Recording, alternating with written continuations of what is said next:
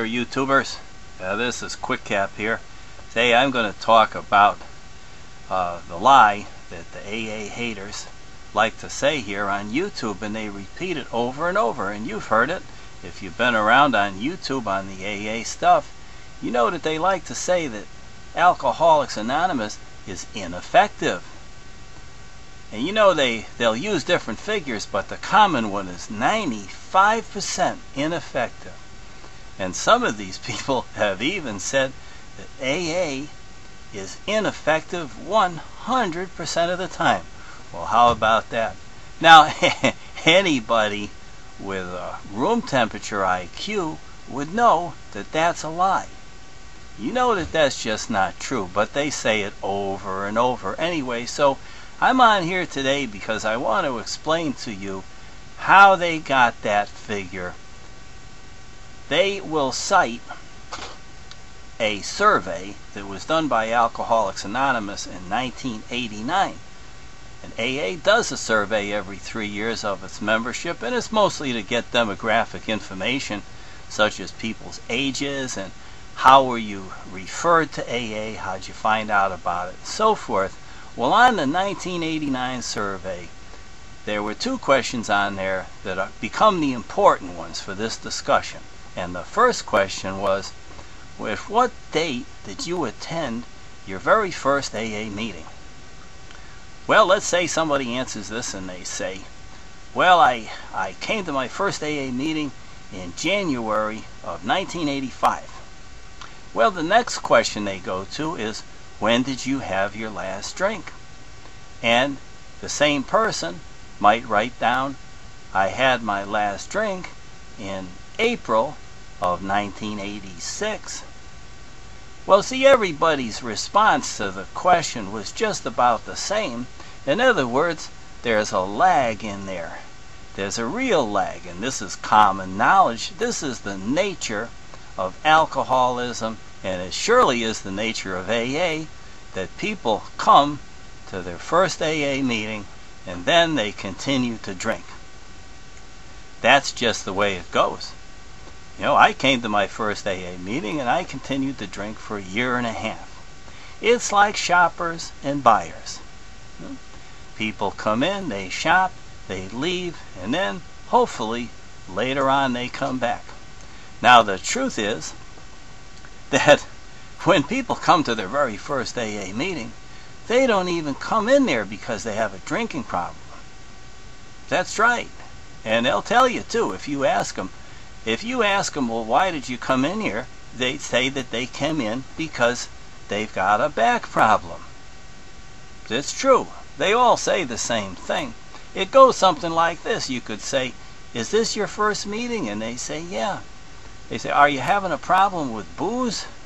Well, not really. No, maybe a little bit. But no, not much. I don't really have a problem. Oh, okay. Well, why did you come to an AA meeting? Well, my wife's on my back. Yeah, my wife's on my back. Or my husband's on my back, or my boss is on my back, or the judge is on my back, my family's on my back. See, they all come in because they have back problems. And what they do is they come in and they shop around a little bit and they say, well, this isn't for me because I'm not that bad. You know, and they're probably right. They're really not bad enough yet to understand how bad it's going to get. So they go out and they do some more drinking. And they may even use AA as a little bit of a way to get people off their backs. They might say, well, you know, I've been going to some meetings, you know, and they do, but they haven't stopped drinking. And they're going to continue to drink until the progression takes over and they hit the wall, and then they have to do something. And that's when they come crawling back to AA. Now, I see this all the time. This is the nature of alcoholism. But the AA haters have taken this period of time and they say, you see, the person went to AA and they didn't stop drinking.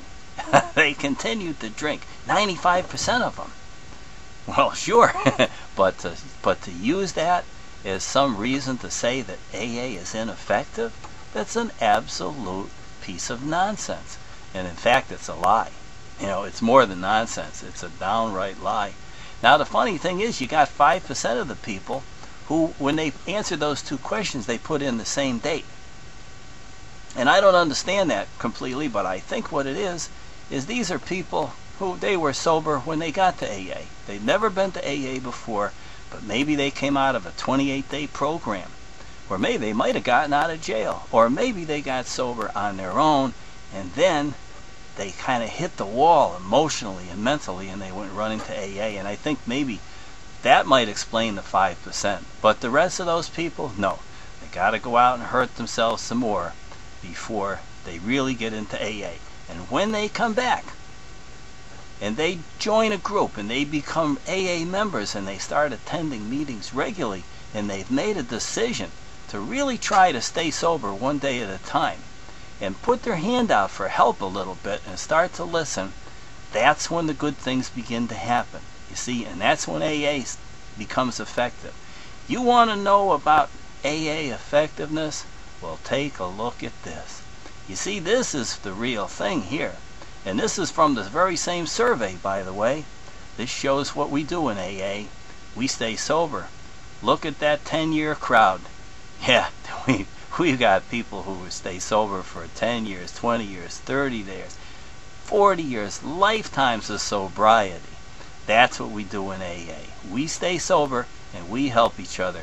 Now, if you hear this 95% ineffective, just blow it off, okay? Because it's just a lie. And you know about, remember Paul Harvey? Paul Harvey used to end by saying, and now you know the rest of the story.